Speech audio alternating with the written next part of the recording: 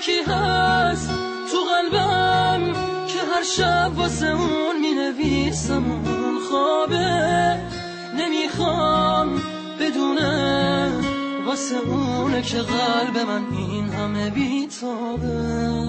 یه کاغذ یه خودکار دوباره شده همدم این دل دیوونه، یه نامه که خیسه پر از عشقه با کسی بازم اونو نمیخونه.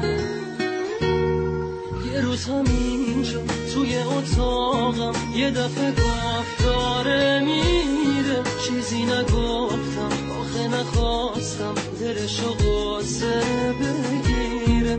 گریه میکردم درو که میبست، میدونستم که میمیرم، اون عزیزم نمیتونستم جلوی راشو بگیرم.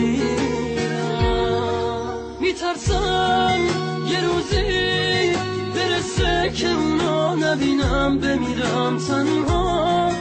خدایا کمک کن، نمیخوام بدونه دارم جون میکنم اینجا.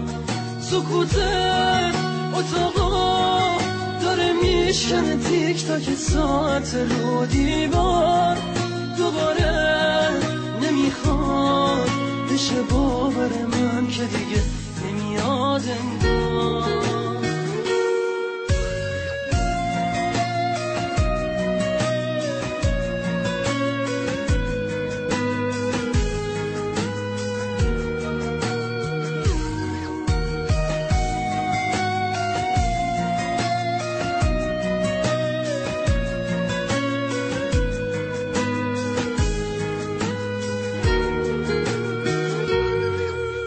همینجا توی اتاقم یه دفعه گفت داره میره، چیزی نگفتم آخه نخواستم دلشو قصه